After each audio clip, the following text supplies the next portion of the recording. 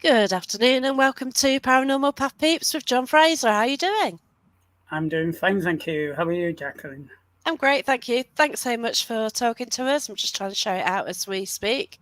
So I always start with a question like, where did this paranormal journey start for you?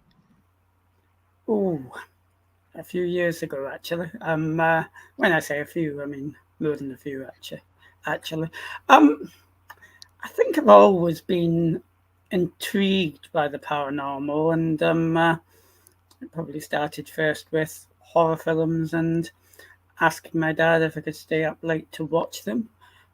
And then probably in about around mid-teens, I became absolutely fascinated by the fact that some people actually took the paranormal seriously. Um, Mm. uh, as probably, I mean, some people are brought up on uncanny. Some people are brought up on Usborne's Book of the Paranormal. I'd probably go back a little bit further and was brought up on Peter Underwood. Saw a documentary about him.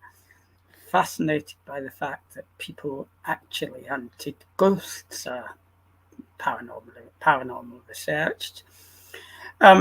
Emptied half the library, and as soon as I could, started to take it a bit more seriously.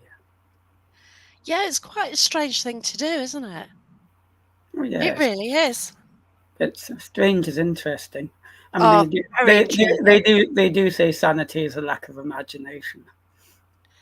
Well, you certainly need imagination in this because you have to get a random piece here, a random piece here, and work out what's happening. And then the theory's all wrong anyway, isn't it? Absolutely. And I always that's what I think love about it. I always think like when it comes to the paranormal, I mean, we don't know there's phenomena, but we don't know exactly what it is. And I mean, if we don't know exactly what it is, how do we know how to test for it?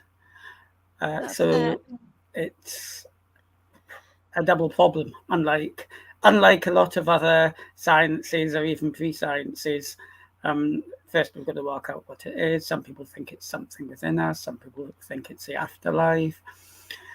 Some people have briefly flirted with the stone tape theory of Yeah, images within stone, although I don't think that actually existed until the 1970s play of the same title actually came along.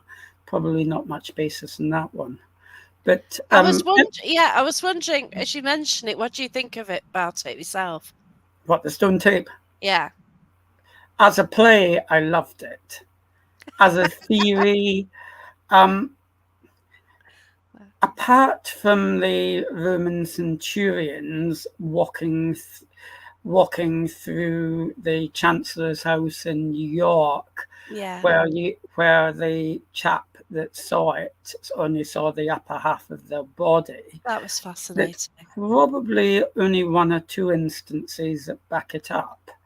But there's probably enough to keep it on the back burner. But I doubt it's the whole truth. I mean, we see ghosts in the open air, so certainly we can't explain everything by actually being taped in stone.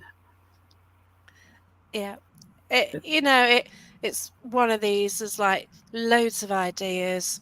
Nobody really knows, but wow, so fascinating. It's So because we can't have laboratory conditions, can we? Like science, you can get three sort of petri dishes, different environments, see what happens with them. But with this, you know, you've got different atmosphere, different weather, different people, different energy, whatever, haven't you? And well, that's what you make it. I'll tell you a little secret. Was not that much of a secret because I'm not going to name names. I mean, I'm in the SPR now. I'll go back to how I got there in a minute, but I'm in the SPR now, and obviously there's about 7 or 8 university groups that, thankfully, these days take the subject quite seriously. Yeah, And there was one well, particular to one group of that was trying to investigate ESP and premonitions. And I kind of asked the person in charge of this, why they didn't actually go and ask, you know, people that identified as mediums to participate in the experiment, rather than just random students. And they actually said it would just just not look academically credible. And I just thought that's Oh, wow. ridiculous. If you're going to try to find out if man is capable of running the 4 minute mile, you don't ask me to try it, you ask Roger Bannister. Yeah, Um, you know, it's so, yeah, I mean, there are some things that can be done in the laboratory, but I mean, as it's 80% of the paranormal is spontaneous, no, absolutely. You have to be out yeah, there and trying to work out what's going on in the big wide world. yeah. So, have you had any major experiences then? Obviously, I've started reading your book, which is brilliant. Like, Just, well, I didn't come. I mean, a lot of people that are interested in the paranormal had an experience when they were young or yeah, something like that. I didn't have any of that. It was just the what if fascination. I mean, we've landed on the moon. We've gone up Everest. We understand most things about most things, but yet there is this phenomenon worldwide, that we just kind of ignore. So it was purely from a sort of what if fascination. Probably the I've had nothing conclusive. Probably the only major thing was when I did finally make contact with Peter Underwood after reading a lot of his books and some wow, research. Got to join the Ghost Club and went on an investigation with him brilliant. to a place called RAF Cosworth, where there was supposed to be a haunted Lincoln bomber. Wow. And interesting thing was this bomber had never seen action, but it was supposed to be haunted by Okay. an airman, a pilot. And we did a standard evening's research there, trigger objects. This is going back 20 years, so probably lower tech than some people out there are used to these days. Yeah. But at one point, Peter thought he saw a shadowy figure. At exactly the same time, another participant seemed to feel as if he kind of got an electric shock. Wow. And when we put the lights on, all the fire exits were open to the aircraft hangar, when I am 95% sure they weren't previously. So you Incredible. had kind of three strange events, two of which I didn't personally experience, but when you get three strange events happening at the same time, uh, it it's a combination of evidence that does It make does help. it Yeah, very, that's very right. interesting. Um, uh, the other interesting thing is actually about RAF Cosworth, is it's also been the outbreak of one or two very interesting UFO encounters. Not in the night we were there, of course, but by Yeah. other people. And you kind of think, as specific places with specific energies. And I'm not sure I go for the straightforward spirits of the dead, but I fully respect people that do. I kind of think it might be a lot more, well, no, I wouldn't say complicated because that's really complicated, but a lot more nuanced than that. But that was probably my best paranormal experience. I've had Wow. footsteps that could have been creaking floorboards. Yeah. About the only other interesting one, hello, Mandy, is nothing to do with my investigations. I decided to take a tour around Czechoslovakia just after the Iron Curtain fell. Oh, wow. And I was supposed to be meeting up with some Hungarian colleagues, but we mistimed it, and of course we didn't have mobile phones in those days. So I was in Prague all by myself, and I'd taken with me a book by a author called Milan Kundera, who is a famous Czech writer. It kind of Yeah. seemed apt. So far, no coincidence at all. Um, and he'd been persecuted by the secret police, prior Right. to the Iron Curtain falling, and he'd sometimes mix his sort of story with real life snippets of his life. And eventually, all the hotels were full and ridiculously priced. And I Yeah. eventually found this cheap new hotel down a little street called Balantholska, if I can remember it correctly. Right. And it was there was no TVs or anything, single, quite Spartan. Um, didn't really know what to do with myself, so I started reading this book.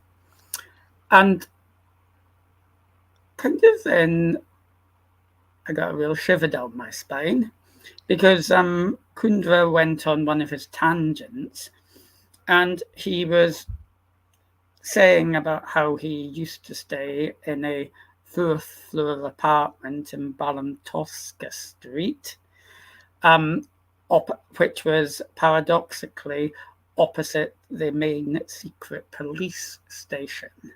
Wow. And I kind of looked out of the window and looked at what floor I was on and looked across the road. The entire other side of the road is one great big massive police station. And the hotel was new, so it'd obviously been something else previously. So I was kind of left wondering if I was sitting in what might well have been Kundra's flat, reading about his experiences about 20 years prior to that.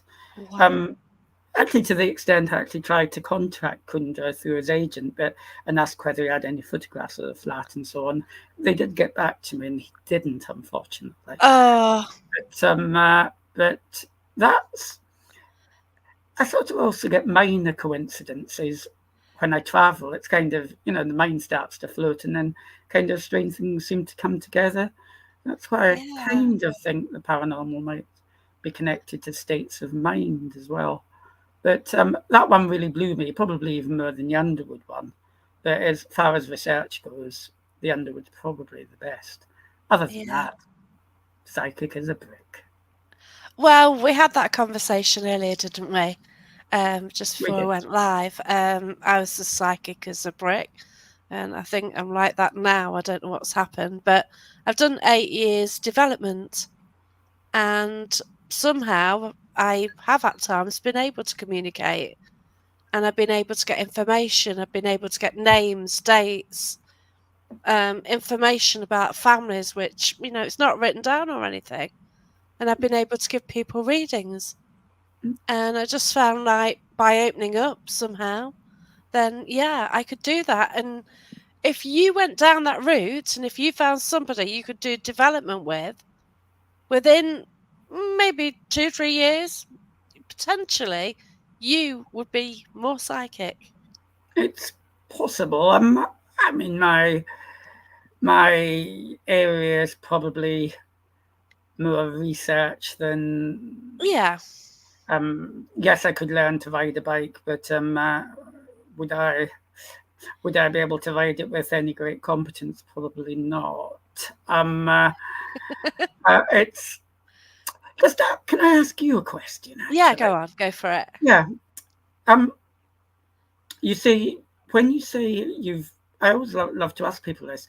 When you say you pick up the information, in what form do you pick it up? I mean, Okay, are you it's two clairaudient ways or with me. clairvoyant, or do you just kind of get an instinct that this information is correct? Or Right. A number of ways really. So I get imagery in my head. About where my third eye is. I sort of see pictures there in my head. And and also sometimes if somebody say, "What name is it?" all of a sudden one will pop in my head or words will pop in your head. And like if you sort of in a room and all of a sudden you get this name in your head, No, where has it absolutely. come from? It's, Like you don't know this person. mm, It's a random name. You haven't mentioned, like, if you say you get a name like Trevor, well, where the hell have I got that from?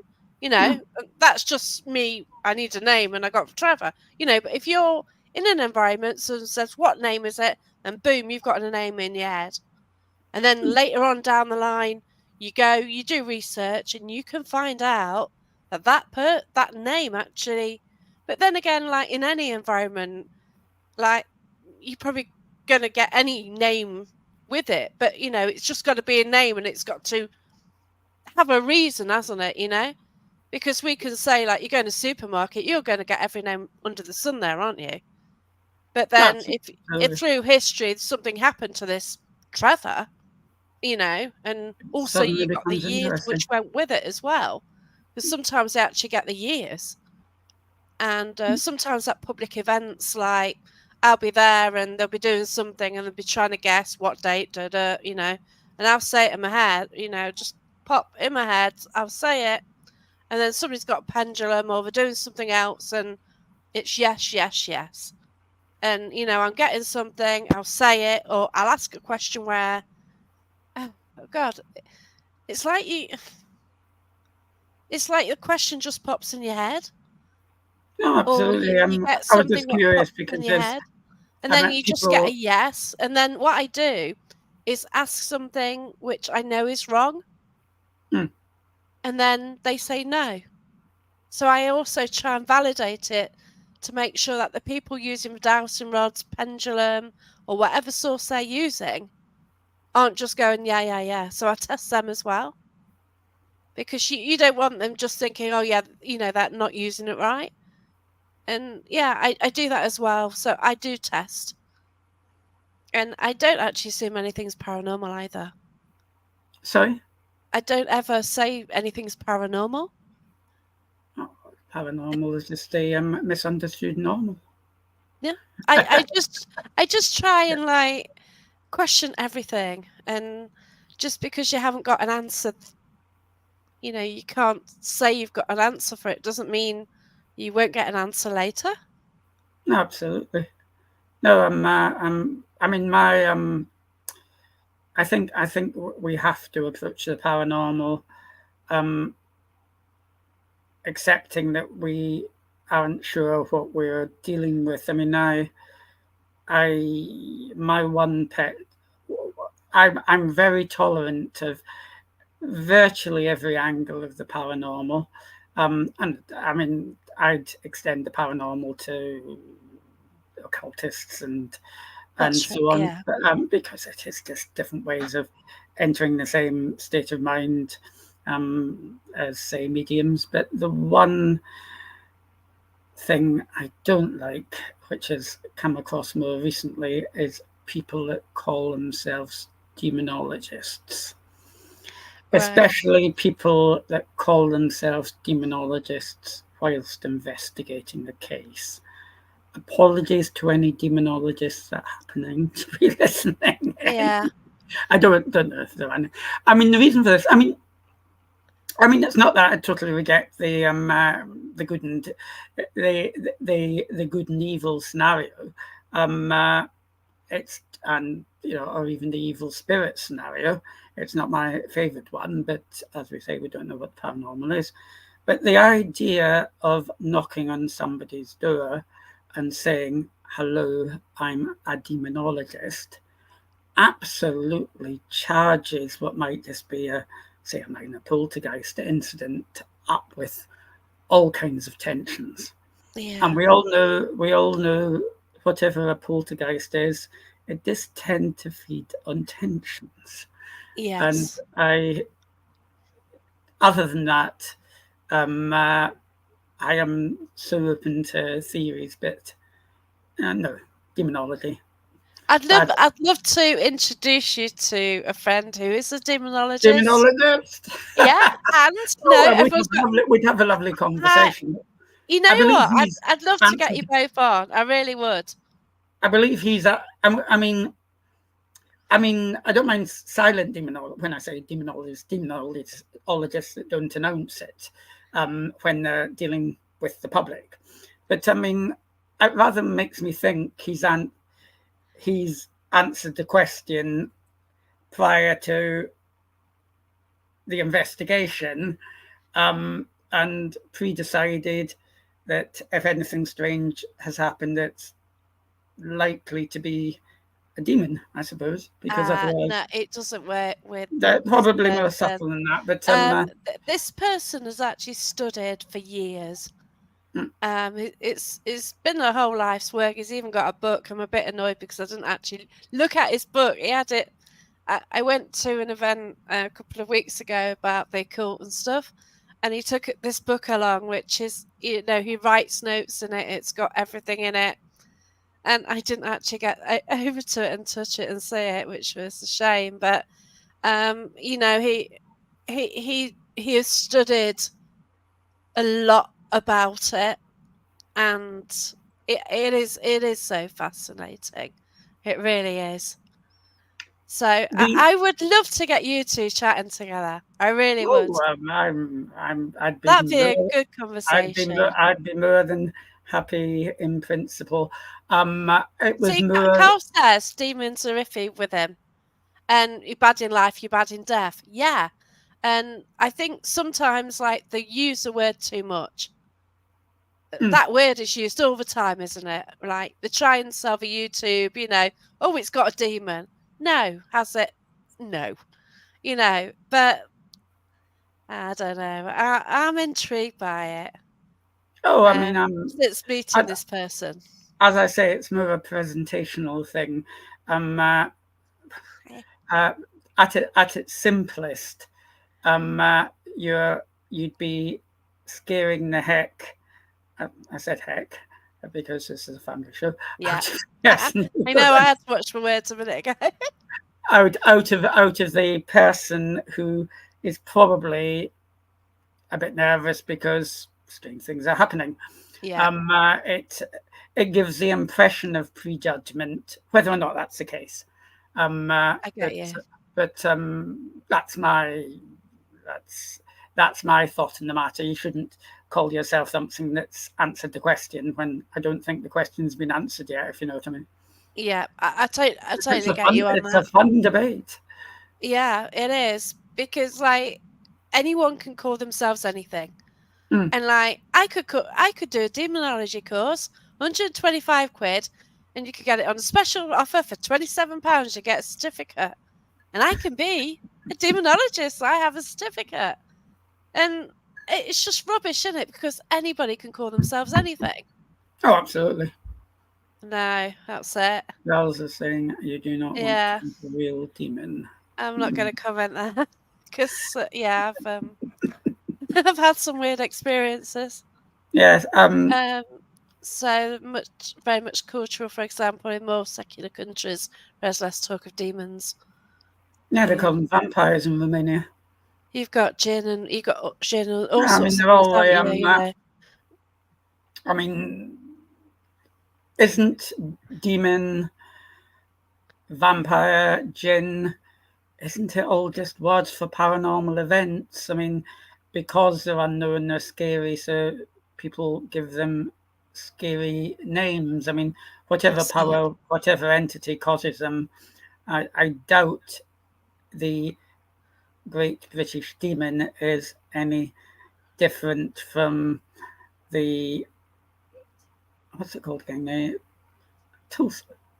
Tulpa of the of the Far East, or for that matter, the vampire, which aren't actually people that go around with fang teeth, of Eastern Europe. Yeah. I mean, I honestly think they're just different ways of explaining the same inexplicable phenomena in different cultural terms. Yeah. Don't know whether your demonologist would agree or not, but yeah, it's a shame he's not watching, because sometimes he does pop on. It would have been interesting, or he may watch it afterwards. But that would be an interesting discussion, definitely. I mean, Yeah. I'd also ask, how do we know it's, how would we even know when it's a demon or just a mischievous imp sort of Well, impersonating this is the thing, isn't it? someone? You know, you, Because believe it or do not, you know? You know? Guy Playfair, who's thoroughly respected in the SBR and obviously Enfield Poltergeist, he did actually play with the idea that were um, uh, there were actually external entities which he categorized as imps. So Yeah. it's probably just different ways of expressing the same thing. But do you think Maybe not. imps? Do you think imps and ghosts are similar then? What you think of as a ghost? We haven't I even done that, have we? Oh, then it gets even more Well, controversial. here we get messy. Um, well, what I think of as a ghost is not what I know of to be a ghost, because nobody knows what a ghost is. Correct. But I am currently playing with ideas, which probably get more than the mention in my latest book, which we'll come to later. But Yes. let's talk about the ideas first. Yeah. I'm a great believer. Don't know if you're, for that matter, if anyone in the audience has heard of Colin Wilson. Any I essays? haven't. No, he started off as a philosopher, then became a criminologist, and then got commissioned to write a book about the occult. Then wrote a book about poltergeists. Emma has. Yeah, Yeah. and then wrote another book about poltergeists, and then he must have read about 80 books in his time. But he at least initially thought that the energies were probably caused by something within us. Um, Right. uh, and anecdotally, at least, let's look at poltergeists for a second rather than apparitions, because apparitions are um, uh, quite easy for the skeptics to put doubt on because we Yeah. haven't got good photographs and what have you. Poltergeists are what I'd call the gold standard, because if you suddenly see that picture falling behind you, like it did earlier, um, uh, uh, then something weird's happened. In that case, we probably know the nail is loose, but if we didn't, it would be quite Yeah. interesting. But anyway, poltergeist. They don't do or say anything of any great sense, which makes me think if they were a pure afterlife communication, it's not what I'd want from my friends that had passed over. There's, for example, a case thoroughly investigated by one of my colleagues in the SBR, Barry Colvin, the Andover case, which basically had a lot of poltergeist wrappings and intelligent communication through a 13-year-old girl. Wow. Oh, the catalyst was a 13-year-old girl. The wrappings were on inexplicable wrappings in the wall, and they could be typed to certain letters of the alphabet. So if it was a entity from the dead trying to communicate, why did it simply concentrate on trying to predict next week's football results? The girl Yeah. had nothing interest in soccer. Even worse, why did it not get them right any better than chance? Mm. Um, I mean, there's so many examples. I mean, the Pontefract East Drive case. I mean, it started off as Mr. Nobody, got misidentified, in my opinion, as a black monk. I mean, Pontefract was the council house was built on licorice fields. Unless a black monk had a sweet tooth, there was no reason for him being there. Yeah. But a lot of interesting phenomena happened, but within the 2 or 3 years that happened, nothing of sense was actually said. let's go to Enfield. Some excellent phenomena, but as a skeptic, Chris French would say, I mean, I like Chris. He's an open-minded skeptic. Janet, the girl, was supposed to be possessed by the dead the dead gentleman that used to live in the premises, and yet when she was possessed, all the dead gentleman could talk about was about questions about periods. Yeah, get you. And why would Random. Yeah. a dead gentleman want to ask questions about Yeah, it's periods? not kind of that subject, So, is it? so I mean, all the information you get seems to be based on what the catalyst would want to know, rather than if the poltergeist was an independent entity itself. Get you. So I'm kind of quite like the power within us theory. I mean, we don't really understand how half the mind works. And it Yeah. wouldn't decry the paranormal in any way if something moves across the room, if it's caused, or if it's at least partly caused by something within us. I mean, it's blooming fantastic. I've But caused things to happen. it would be against some people's current belief systems, and I fully respect that. And I would never say anything definitive at this point. Yeah, I've had things happen around me when I'm angry. Oh yeah, stress is the biggest trigger. I've had things happen. Yeah. I was in a bar. I sort of went, basically, I had a pub and I had 5 minutes to get a pizza, grab 2 bites in the kitchen, then come back and work the evening. So I made it to the kitchen and this guy was, he called a name as I walked by. I thought, I'm ignoring him. So I went into the kitchen and then he's putting his pull cue on it, banging it. And I thought, I've got 5 minutes just to grab a few bites of pizza. So by then I was fuming. So I stomped out the door, went right to the front where my ex was. I says, I don't believe George, what he's just done. Steam coming out my ears. I was that angry.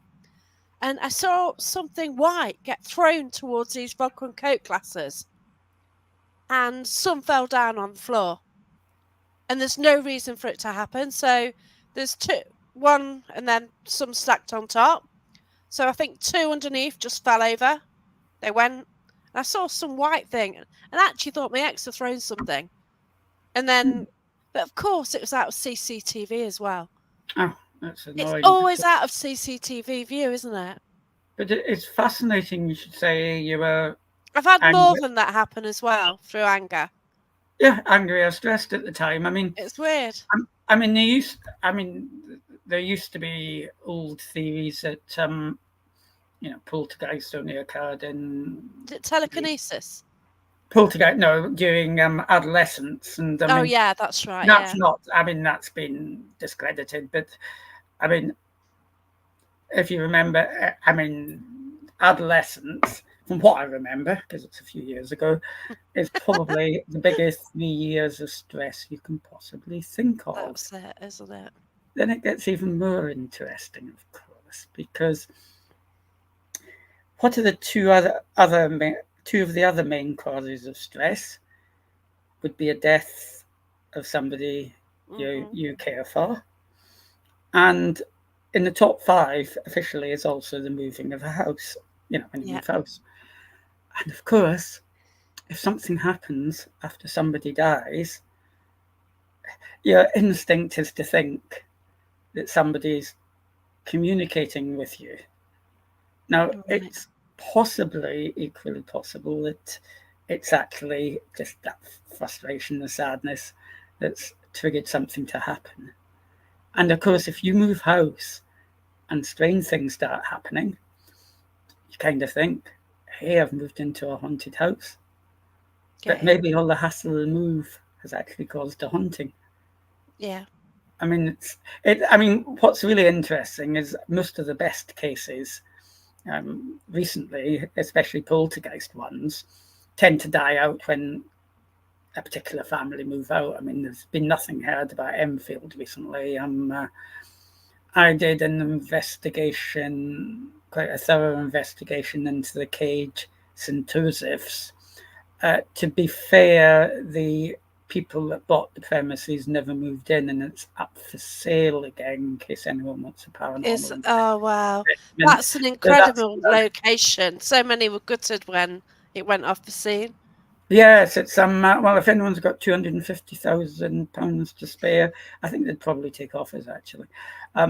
It's Wow, if only. nobody's moved in since Vanessa Mitchell moved out, so it's impossible to see if it's a continuing phenomena or not.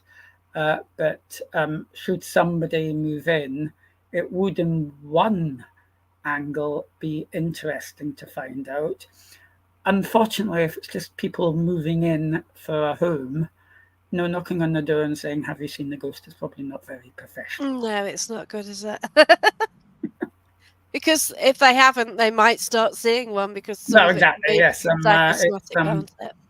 yeah. So, but that's why I mean, I've always found poltergeists to be. I've compared them as a perfect barroom brewer. They just keep doing the same things over and over again as if they've had 5 or 6 pints and behaving like a, immature child. I'd like to think if I'd behave if it was a straight afterlife connection, I'd like to think people would behave slightly better than that. Especially if they Bless were you, yeah. dealing with their loved ones. Yeah, that's right. Mm. It is fascinating because, like, when we do investigations, like, traditionally you go, oh, can you move that? Can you move that? And things might move, if you're lucky. But in a way, we don't class it as poltergeist, but they're moving things. Of course it is. But It's I know I it mean, is, but you can call it we, RSP. yeah, Yeah. we like poltergeist. You've sort of got that imagery, haven't you? Mm. You're just there, mind your own business. Things are getting thrown around, and then you're at an investigation asking this and this, and yeah, it's the No, same sort of thing, isn't it? It's no, but it's so weird, isn't it? look at Matthew Manning. I mean, anyone heard of Matthew? I mean, that really is going back to the 1970s. So if nobody has heard of Matthew Manning, my apologies. He. Oh, sorry to interrupt my train of thought. I'm just seeing Alistair saying Yeah, the the haunted Avro train with the Lincoln RF RF 398. 398. It is indeed. Do you know if anyone's seen anything recently, Alistair? I kind of cut off from about at least 10 years back. But Interesting. see if It's about a minute or so delay anyway, so okay. we'll see how It's, Alistair replies on that. I've forgotten what I was about to say. Oh yeah, Matthew Manning. Um, One of the most famous poltergeist cases of the 1970s. Um, he There was poltergeist incidents in his house. Then he went to private school and nearly got expelled because apparently chairs were kind of flying around and so on. Right. Totally uncontrolled. Um, in between writing a book that became a bestseller, which I certainly isn't in any way criticism because this is the only way we find out about cases. There's probably a lot going around which we don't know about. He actually started to channel his energies and is now a quite famous psychic healer. So, he kind of went through the full spectrum of poltergeist to in between being able to channel it through automatic writing and now through healing. So I don't think we can say they're not in some way connected. Yeah. But the whole scheme of thing, it is amazing and fascinating, isn't it? Absolutely. And it's just a bit strange when people say, "Oh, what you like?" I've had a few new bosses recently, and had another boss who says, "What you doing this weekend?" So I actually came out and said what I was doing, which I was hosting at Haunted Antiques, and I was met somebody to talk about a ghost hunt last night, and it's like it's just saying it, isn't it? Then he says to me, "Oh, you've got something behind you." He says you've got a ghost behind you. So I pick that up and go, yeah, mate, I have. Because I work from home, but I've got cover behind me, so you can't actually see it. So like, yeah, I've got it. But I don't know what he thought, but not when bothered. when when I mention it to some people, I mean, some people just brush it off, but at least 50% of the time, they either say, "Oh, I've had this happen to me," or at least I've got a friend that happened to me. Had something happen to them when they were younger, and you know, quite turns out a lot of people have experienced quite substantial phenomena. Yeah. So, I mean, we're either attuned to have weird mass hallucinations, or there's something yet to discover. Yeah. So the pilot gets seen on occasion then. Yeah, that's well, So he did get seen on that occasion. Um, uh, it's about the only time that Peter actually saw anything. I think he had one or two other slightly strange things happen, but Underwood was in the psychic as a brick camp as well. yeah. I think it's probably good that you have a few of us like that. It just lets us, You you need, know, yeah, but you need a whole mix of people, don't you? absolutely. You know, you need to come at things from all angles. You know, you've got a room full of mediums, they're going to get this, this, this. But then you need a skeptic in there to ground it and like ask the Mm, questions, you know, and absolutely. to sort of validate it more. Yeah. And You can't all be sort I of mean, where would going Most from one Haunted angle, can you? where would Most Haunted be without Kieran O'Keefe? Oh, don't even. Yeah. No, I must say, it actually did get me in paranormal. So, the first Not Kieran. series, Oh, I Most then Haunted, Kieran. I did actually go on ghost hunts after the first series. Oh, yeah. So that's when I first went. for introducing to people to the paranormal. I mean, it's so long as it's not taken as the holy bible of the paranormal. And Oh God, no! As soon as I started going, you kind of realise, okay, it's nothing like that. You know, like I went straight after series one, and it was fascinating. You know, like it let me know that it was a thing, and you could go ahead and do ghost hunting? Question mark. You know, I hate the phrase, but it's there, isn't it? no, absolutely, it's up. I mean, a colleague of mine, Steve Parsons, I think, did a survey and calculated, circa early mid 90s, there were probably about one or two dozen paranormal groups in the country at best. Right. And by the mid to the mid noughties, there was probably over 1,000. Yeah, So that's that's it. probably partly due to Most Haunted, good or bad. That's right. You know, and I think social media as well has brought it out as well, hasn't it? Because you know people are doing that, and then it gives people ideas, and then you meet people through it as well. Like all these people watching Andy as well. You know, all these people that are all investigating. I've met a lot of these people as well.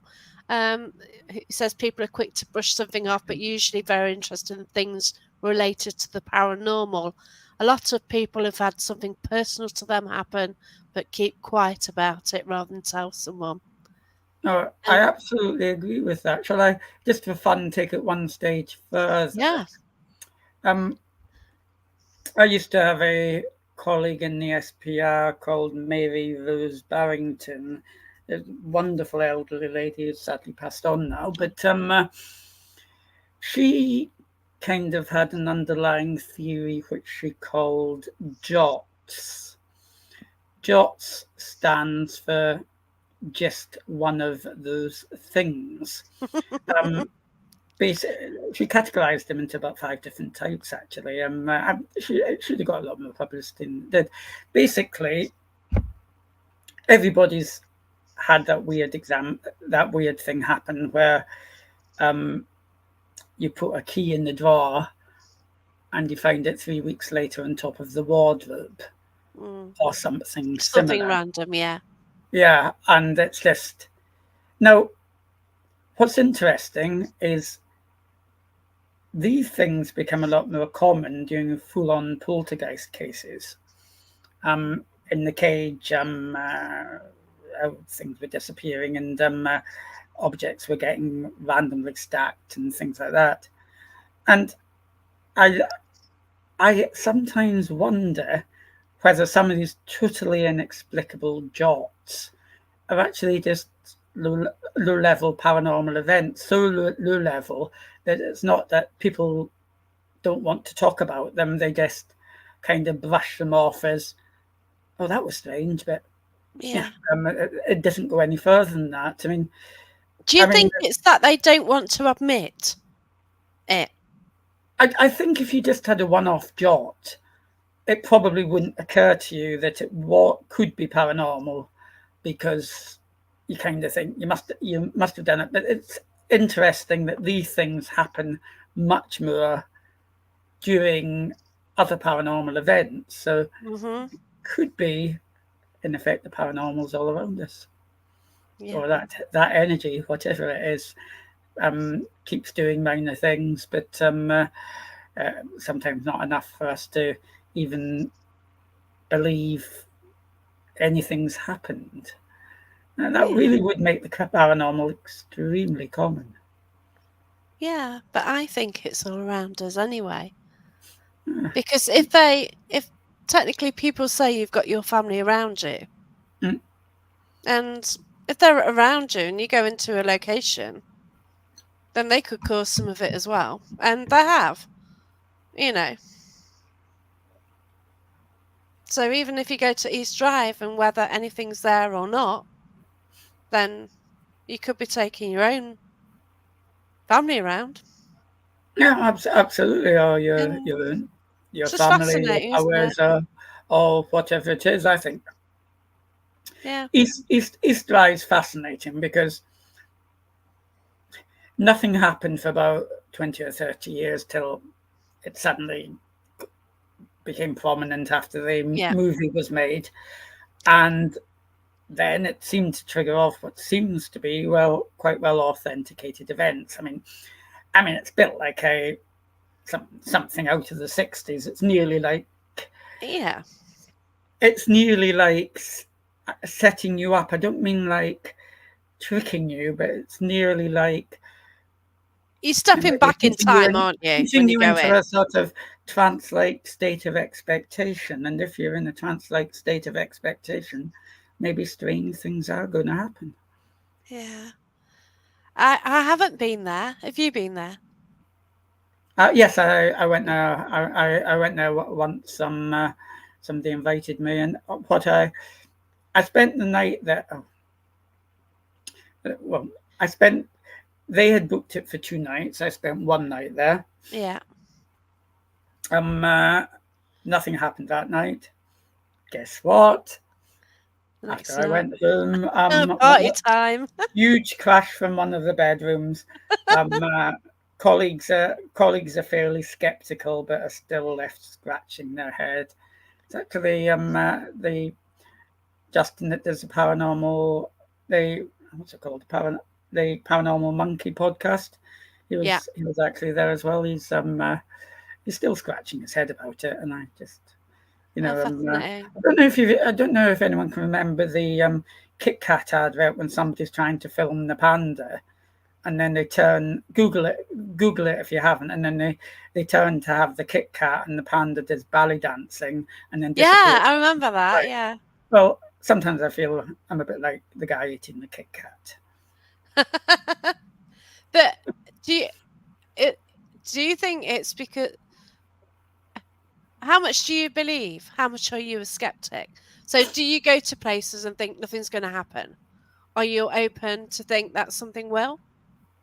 I'm definitely intellectually open to thinking that something will, Yeah. whether I've got a psychological expectation or not. Well, based on the fact that not that much happens to me, at least when I'm in places. There's been places when I've been in the other room and something happens to somebody else. I suppose psychologically, I don't have any heightened sense of expectation.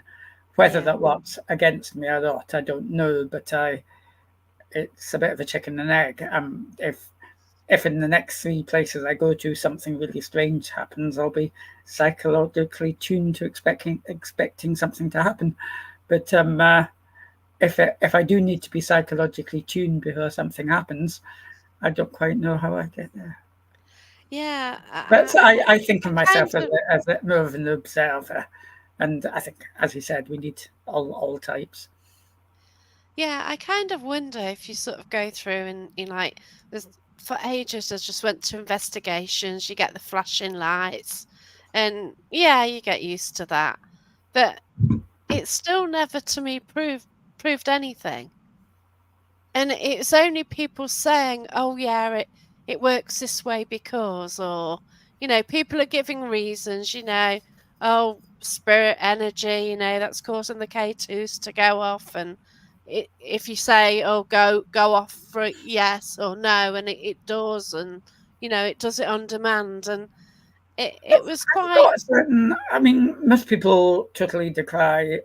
I mean, K2s are very limited in what they can measure, and most people exactly. totally And decry them. However, if something genuinely happens on demand, it's yeah, interesting. I it mean, is. somebody, I don't know any theory that a voice can trigger a K2. No, I could be I wrong, don't but think it can because I don't think it no, can either. no. So if somebody says, um, uh, please, please, please, Mr. Ghost, trigger that K2, and it triggers, even though it doesn't have Oh, a full range of EMF, it's certainly showing something of interest that yeah, should be better investigated. So now I have a certain amount of sympathy for that. Actually, yeah, if you can get your K2 to trigger on demand, let me know. yeah, that's it. But don't you find that people do rule things out too much? Like there's some people going, "Oh, K2s are rubbish, this, and this."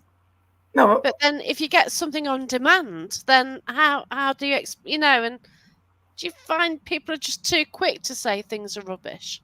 well, I mean, yes, because as I say, we don't know what we're trying to measure. We're just trying to get some indication that there might be something to measure. So yeah, we can argue that um, particular EMF ranges might make a well. One thing that is a good working hypothesis is that particular EMF ranges might make a false paranormal experience more likely. Yeah. But and the K2 I don't think covers them. But as we don't know quite what, if any, level of electromagnetism Yeah. a genuine paranormal phenomena, assuming it exists, actually triggers. Yeah. No, it's just a question of looking for consistencies.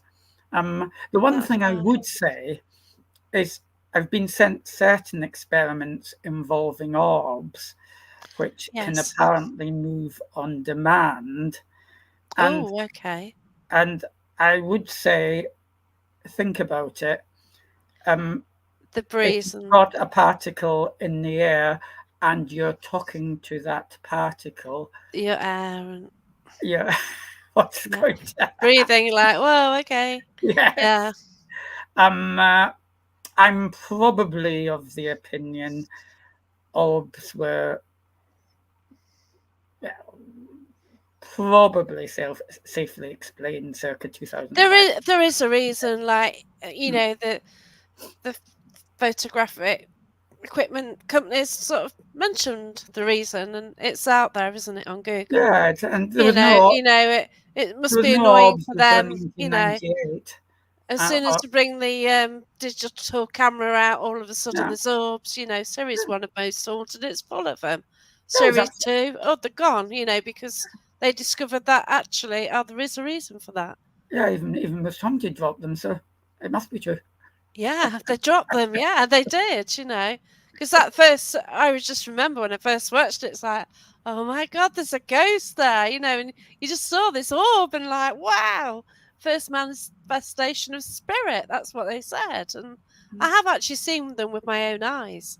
And Andy remembers a panda. Yeah, the panda on the Ab Kit Kat. Yeah. It's awesome, isn't it? Yeah, I remember that one. Yeah. Uh, and But they also like, and they also like some the JOT. It's actually JOTTS, and if you actually Google Jots Mary Rose Barrington, you'd probably find quite a bit about it. It's absolutely absolutely fascinating because, as I say, you everyone's interested in the chairs flying across the room, but if you've got high grade, apparently paranormal phenomena, it's equally likely you've got the low grade stuff that you probably don't even notice. well, I've always got sounds and things happening in my house. I just think, yeah, whatever. I had a plate fall earlier. Yeah, whatever, and the other day it was a bit worrying because I had a bottle fall on its own. So it was standing up. I just had some wine. And I think there's about 2 hour gap between me touching it and having some tea and stuff, minding my own.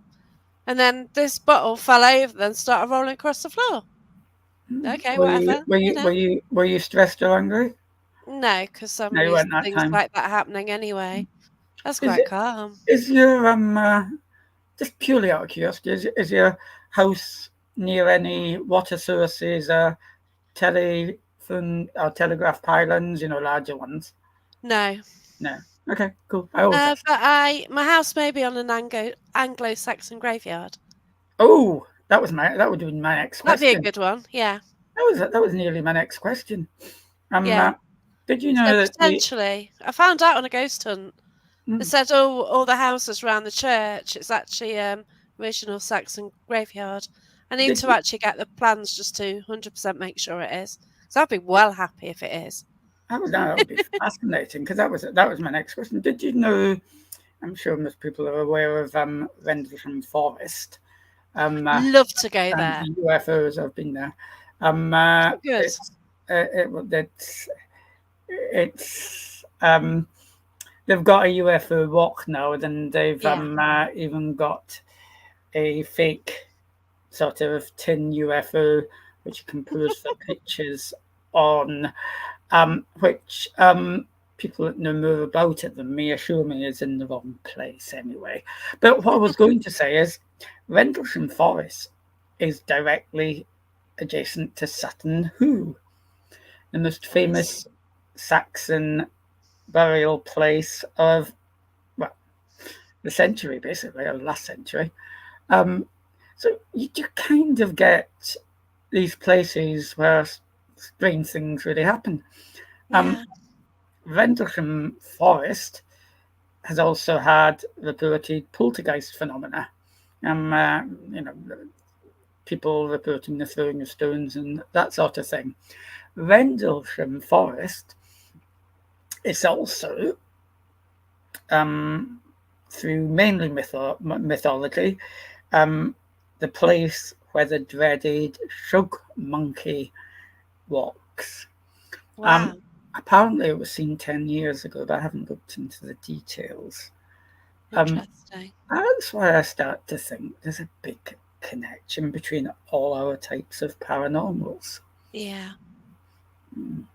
Oh, just for the record, we'll never know the truth of Rendlesham because one of the wonderful theories is, of course, radiation, EMF. Of course, the bases have long gone. One of the natural theories was that it was a light from the Orford Ness Lighthouse.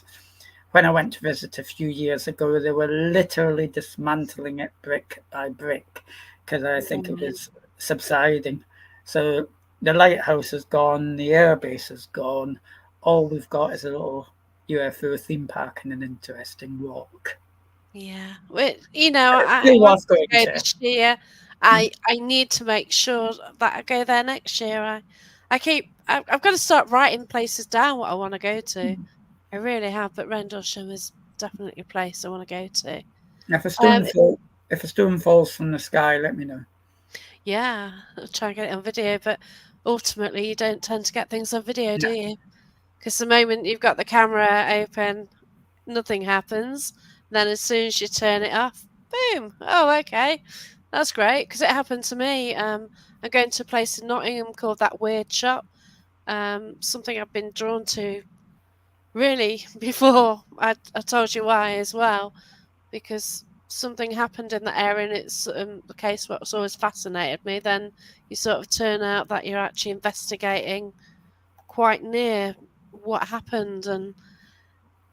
And last time I went there, we're all in a room and they've got these like, you press a button, it makes a noise. Okay. So there's 5 or 6, that's a vague idea of what it is. So 5 or 6 of them in a room, we're in darkness. All of a sudden, they all start making a noise and flashing, and a cat ball goes off as well. And that was absolutely mad, but I just turned the camera off, hadn't I? As you do. Were I you do. eating a Kit? Did you start eating a Kit Kat as well? Well, no, it's like, what the hell? There's a couple of screams and everything. But it was just, I don't know, it was just mad what happened, and it just seemed the whole place came alive. And yeah, it was incredible. And activity like that, it's amazing, isn't it? Oh, He like, he has got something he says, like, it never really does anything, and yet generally when we're there, it does. So I don't know, it does happen more frequent, but the other items, I've been there, 3 times already, and they've never gone off before, so it's a bit weird that they all went off at the same time. And yeah, it'd be nice if I can recreate that. So I'm actually going with different people this time, so I'm taking some more paranormal people there. A good medium's going as well, just to see what we can get again, and see if they get the same story. Like, the information we've got from the place, another team's been in there. They messaged me and they've got exactly the same. So it's now nice that to is get interesting. validation, isn't it? Yeah. Mm. Um, You didn't. like, They didn't know what you'd got before they. no, No, it's not something I can put out on social media. no, no, Um, absolutely, absolutely not. No. I do write ups, but I didn't really go into much detail. Um, we had things happen. I wrote that, but not, given specifics, because you want other people to go in and you want to see what they get. And the message I got about what they got was like spot on what we'd got as well. And, I'm intrigued now on, you do tests like that, don't you? Just in your own head to say, all right, okay, so, you don't give anything away. I'm going with Wednesbury Paranormal, basically, the Haunted Exchange. I'm going with them there on Friday, so it's going to be interesting and see what happens. Absolutely. And So, what yeah, time's the Haunted Exchange? And again, I've heard of it, but as I say, I've not been there yet. yeah. So Andy Moore and Russ Bevan have sort of clubbed together and they sort of do different events together. So But it's when is that Paranormal. part of the Haunted Antique Shop or? No, Oh, they do their own thing. yeah. Yeah. So they sort of do their own events together, and yeah. So Andy's sort of gone off to do his own thing. Really, he used to be at Smethwick Baths, which is an incredible location. But unfortunately now, because of the Commonwealth Games, they built a new swimming baths, new facilities, so they shut that one. And it had all World War II etchings on it and stuff like that. It's used in the war, and it's just a shame it's gone. Absolutely. It's there, and yeah, maybe it's another place what will catch fire sometime. I hope not, but it's one of Now, those. I'm sometimes not sure where.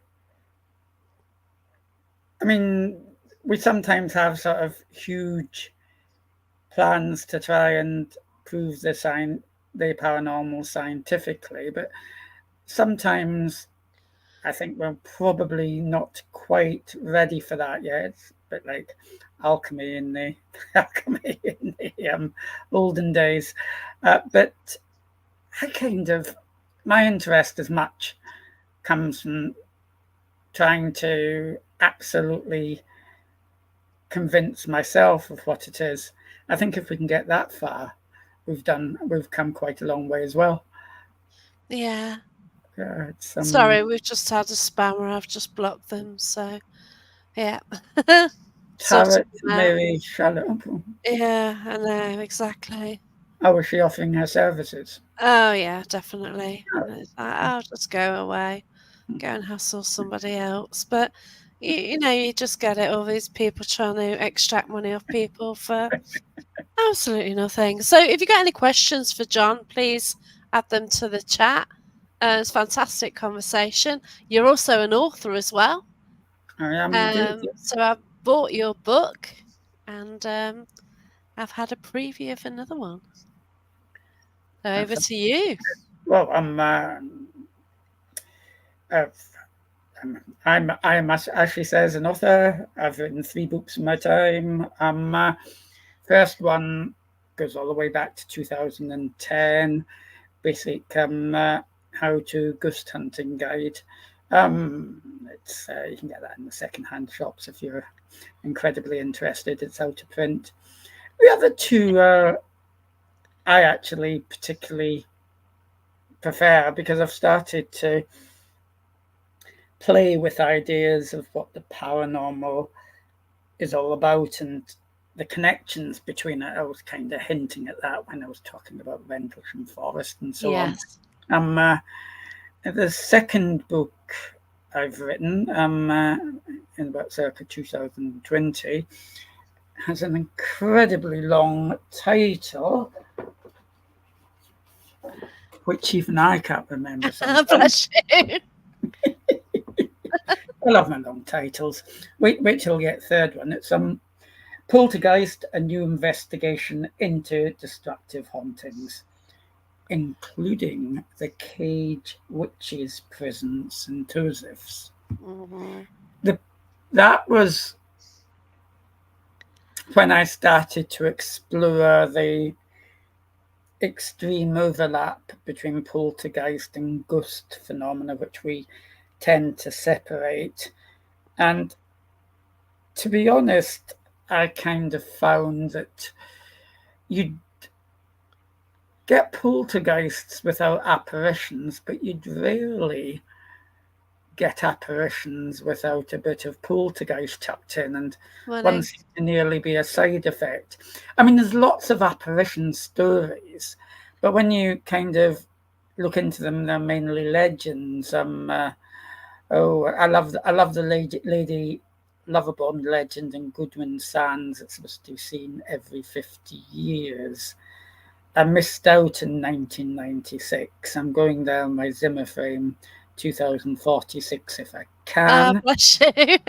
Saying that, I've checked Lloyd's Registry of Ships 1700 to 1750, which you can get hold of with a bit of trouble.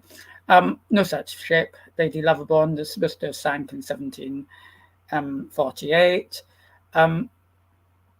Then it gets even more bizarre.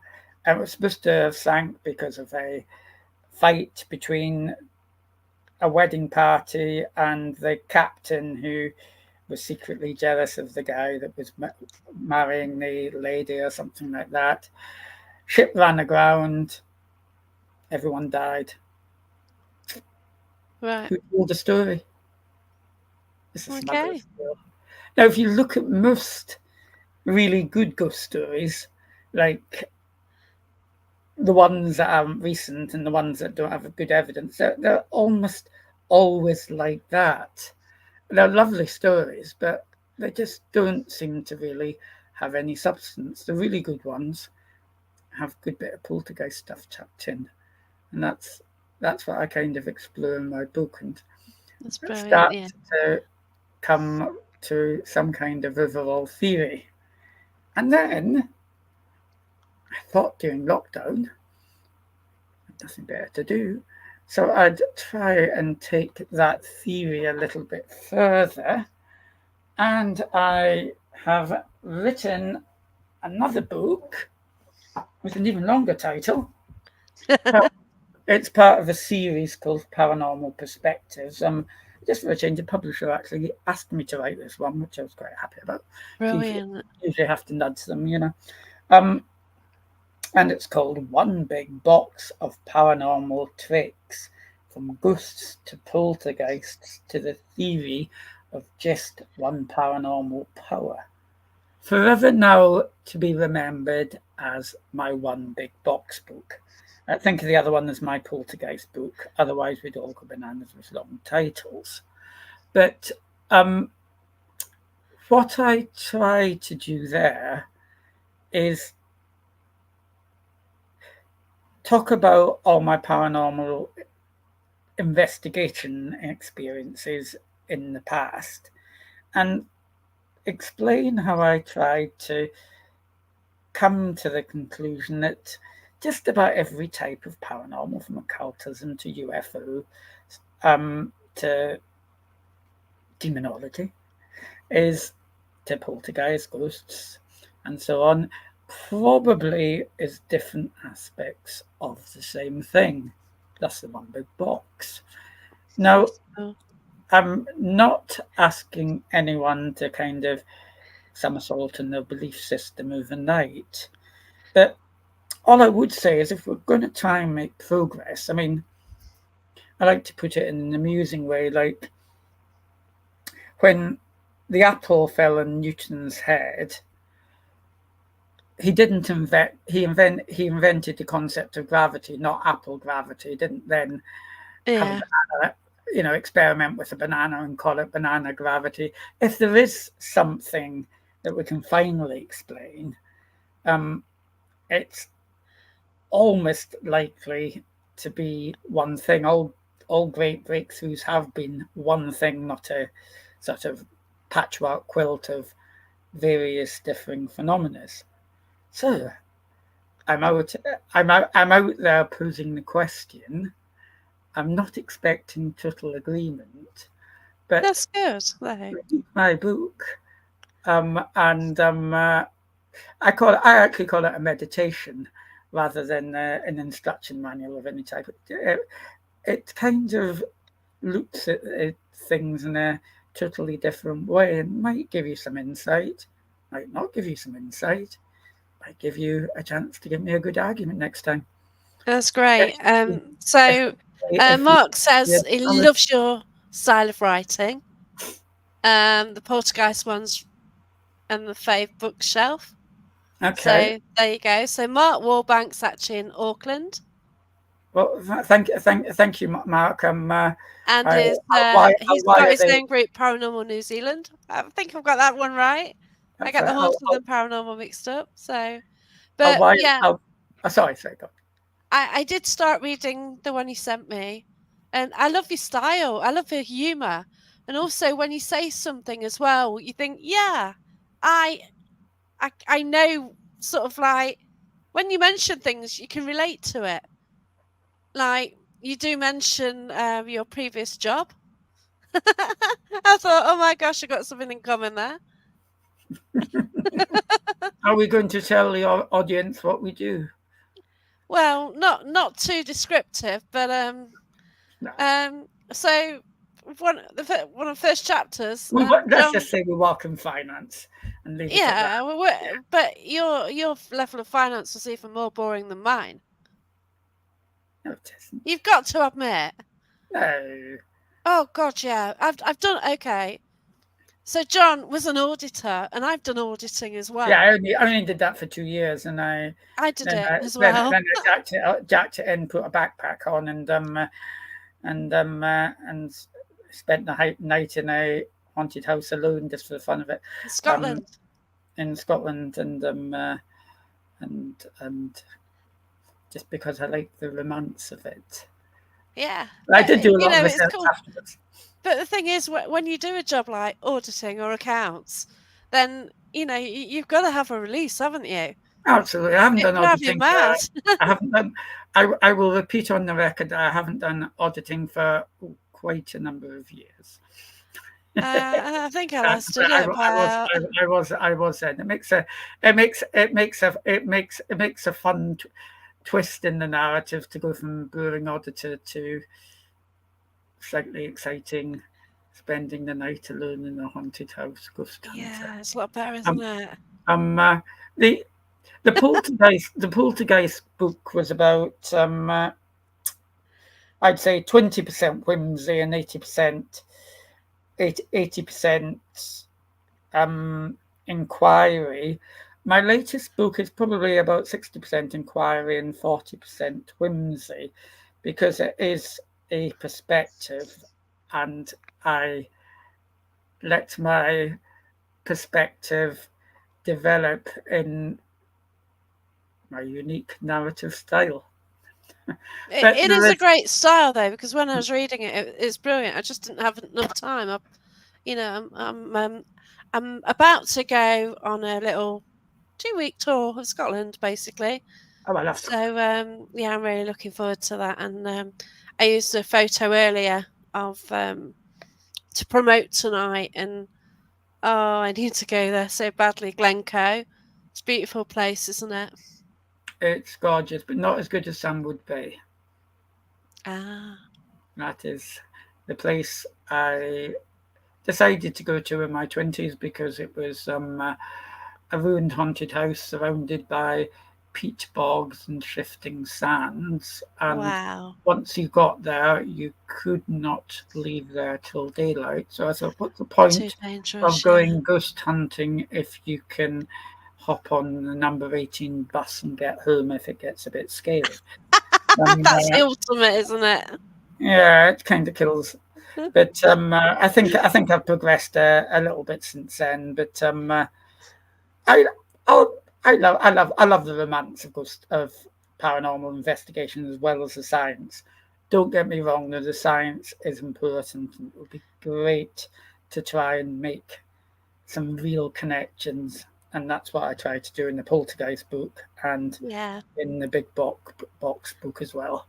Yeah, so on my tour around Scotland, I'm going to take the Portuguese book, and I'm going to read the other one as well if I have time, because I am Excellent. going to be meeting up with some incredible people. Last year when I went to Scotland, I actually met up with Mark Wallbank, and it was incredible. I met up with quite a few people up there, and at least meeting up with 5 or 6 sort of teams or individuals. So yeah, No, it sounds um, excellent, yeah. Older. I So went away for a few days a few weeks ago, just a kind of a staycation, um, uh, just a bit north of London, and I challenged myself to go to the top of Clophill Church. I oh. wasn't particularly, I don't know, Clophill Church is supposed to be haunted by demons. Really is this time. Yay. It is actually demons, Brilliant. supposed to be haunted by demons. There's been some Wow. black magic rituals in the past there, which Yeah, okay. totally don't approve of. But it was probably, I wasn't terribly bothered about that. I'm always a little bit wary about heights, and I am as well. the Yeah. challenge was actually climbing that tower, which is only you can only do by invite, and because it's a ruined tower, the brickwork at the tower top is totally gone, and they've just put in a sturdy iron mesh, a bit like a portcullis. So you're basically a lot thinner. So you're Oh God. basically walking and looking down and seeing the bottom of the tower when you're at the top of the tower. Oh no, no. Um, uh, I but wouldn't be impressed at that. that was I don't I, like heights, so I don't I don't like I heights either. That's why no, I do it. I'm not keen. That's why I Yeah, took up hot air ballooning.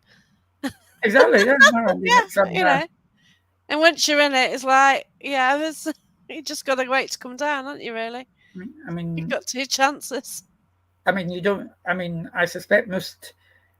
If we suddenly got, literally a ghost for 10 minutes in front of us, because of course we'd be a little bit jarred. But ghost hunters shouldn't run away when things happen. Oh no, no, we definitely don't. Like I can let out a little scream occasionally, because I didn't when I mentioned that weird shot, everything going off at the same time. I didn't scream, but 2 of the group of 6 did. I'm not mentioning any names. What happens on ghost hunts stays on ghost hunts. But it's more the shock. None of us ran, you know, and I do scream if I kind of get shocked. Like if I'm in a garden and I see a rat, I'll scream. I'm not scared So, of rats. It's just more of the surprise. no, I mean, yeah, yeah, Yeah, it's obviously, not. it's the element of Oh surprise. wow, big roller coasters. And Absolutely. yet I can hang upside down, suspended by the bar on my legs on a roller coaster and be happy. I love fair rides. I'm getting a bit old for them now because it takes a bit of a while to recover when you get off them. But yeah, that's my thing. Roller coasters. No, Yeah, well done, Andy. well, my ultimate was Isle of Wight Needles. There's a Right. chairlift Oh that takes you gosh. down to the beach, Yeah. Is and it Alan Alan Bates, Bay and yeah, and Needles? Yeah. it's you kind Oh, of think it's going to be, sort of encaged, but no, it isn't. There's just a little bar oh God, out of you, no. and a chair swinging around. Now, the only reason we did this is because I told the wife that I'd been on it when I was about 8, but I later realised that was actually a very civilised chairlift at Butlins. I'd got my years mixed up, and I'd never been on it. And I realised as soon as I got on it, I'd never been on it, but we did it, Oh dear. and it's part of it. It's I think you have to be a little bit daring to want to investigate the paranormal and Yeah. you know challenge your own belief system and even challenge your own fears a little bit. So perhaps it's all interconnected. Have you ever been truly scared? It a little bit initially at. Now I'll finish off with a quick rendition of the Sandwood Bay Yeah. thing, which started out as a personal day, but I've actually thoroughly researched it since. Spent decided had to go to this ruined cottage in Sandwood Bay. I kind of left. I I had this really newfangled rechargeable torch, which I left on charge in the last restaurant in the northwest of the country, literally. And I No. only found out I'd left it on charge when I was approaching ruined Sandwood Cottage at twilight. Oh God, no. Alone in the dark. No phones, no mobiles No with a phones. I doubt there'd be reception up there, to be honest, but no yeah. phones. No phones. Getting too dark to go back, but I wasn't going to go back. I started seeing floating orbs on a hill, bigger orbs, Oh. and then I realised there were sheep in the twilight, and then I started to see this weird flickering light. But once I started timing it, it was Cape Wrath Lighthouse, which you couldn't see, but you could still get the light Yeah. from every time, just every time. And after I'd kind of got over that, I started to really enjoy it.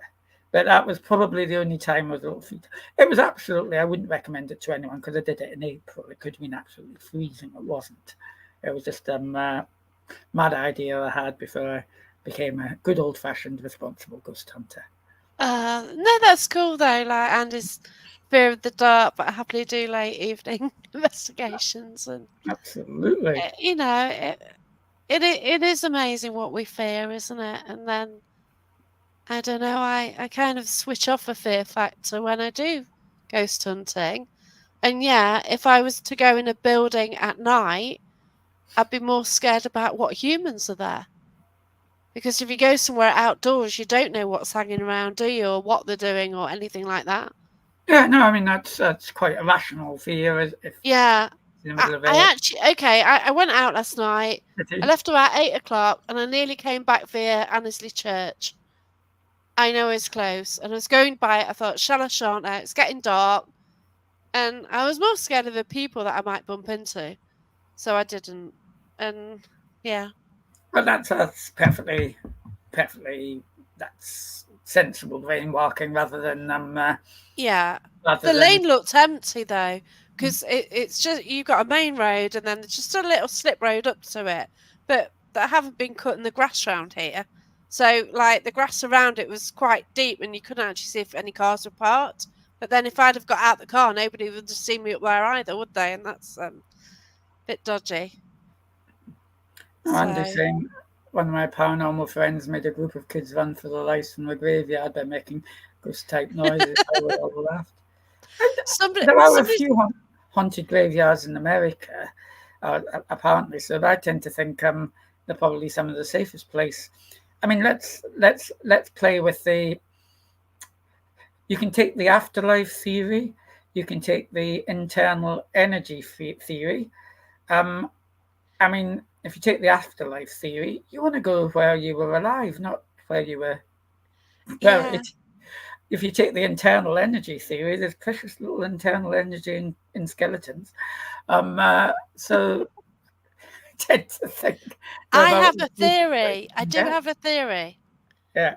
Okay, so my mum spent all her life with Gran as a child. She used to go to a graveyard to put flowers on a grave. When my Gran got taken into a home, my mum still went to the grave. And when my Gran passed, she still went to this grave. Now that mum's passed, do you think she'll still go to that grave? Because she's always done it in life. Now that rather ruins my theory because yes, that would be a place where she had spent a lot of energy. So Yeah, won't yeah, no, no, people go yeah. there and sit by graves and talk to people? And they've done the emotions there as well, and if places like I buildings are take your there point. because the emotion and everything. Not the person, not the first person who's sadly passed on, but the people who visit. Yeah, Yeah, it could be, but it's one of them, and that's why I love it. I love this because we don't know, and we come out with theories, we come out with ideas, and oh wow, it's and we it's should just incredible, isn't it? be nice to everybody, even if they have differing ideas. Um, uh, that's the other important thing. Like, not to factionalize people that approach it in slightly different ways. That's right. And it's good to have a discussion. Like, I'd love to get you, my friend, on and Oh, yeah, I mean, discuss, this demonology side of things. I don't mind his. I have no objection to anyone's belief system, so but but it was simply the presentational value of Yeah, calling I it get what what you mean. Yeah, yeah. had. But Because it's going to ramp it up, isn't it will it? be make for a fascinating debate. I agree. Yeah. But you've got that word, and it's just going to ramp it up mega, isn't it? That's Mm, what you're saying. So, mm, you've got a demonologist going to a haunting. It's going to cause more stress and everything. And then, yeah, I totally get that one. yeah, But yeah, it's been a fascinating conversation. It's been brilliant. it's been a Um, pleasure talking to you, sorry we have Jeffrey. to go, but No, that's okay, absolutely fine. mention your books again and where we can get them, and have you a group or anything on Facebook where people can contact you if they want to, or Easiest way to contact me is Twitter, I think, and my tag name. I shall not. Oh, I'm not sure. I'm not sure I'm logged into the chat. So it's at Ghost Fraser. That's capital G, capital S. So I believe that's quite memorable. capital GS? No, Ghost, Ghost, Fraser, as in John Fraser, Fraser, Ghost Fraser. at Ghost Fraser. If you if you've got any thoughts, ideas, Yeah. or So want to buy at Ghost copies of a Fraser, book, I've typed um, it. uh, at Ghost Fraser, yeah, good. Yeah. Feel free. Otherwise, those books are available on Amazon. You don't if you Google if you search in Amazon Poltergeist John Fraser or One Big Box John Fraser, they will come up instantly. I've tried it. You don't Yeah. have to put the full name on. Yeah, I got it as well because I've actually bought the Poltergeist. Yeah, so Um, but no, I'm always interested in feedback. As I say, I doubt the One Big Box book is the final word on the subject, but I it's think we all have to fascinating get what I've read people to so think, far. and Definitely. that's the only way we can really get towards paranormal truth. That's right. And I like the fact that you're with the SPR and ASSAP as well, and you went to the conference at the weekend. I did indeed, And yes. It was a, a a lovely lot, conference. a lot of good friends are there as well. Mm. Who yeah, and everyone really enjoyed it, and it's great when you can sort of get together with like-minded people, isn't it? Oh, absolutely. It's really good that there used to only be one or two conferences, but now there's seems to be a whole range. So Yeah, I might run into you at one. yeah, I'm certainly interested. I need to sort of look into membership of somewhere, ASAP or SPR, to be fair, and I've sort of go down the route of more reading about it. We need to, but yeah, but thanks so much for the chat. It's been wonderful, and It's been a thanks to everyone pleasure. who's commented. Thank you Okay, to everybody who listened as well. thank you then. Take care.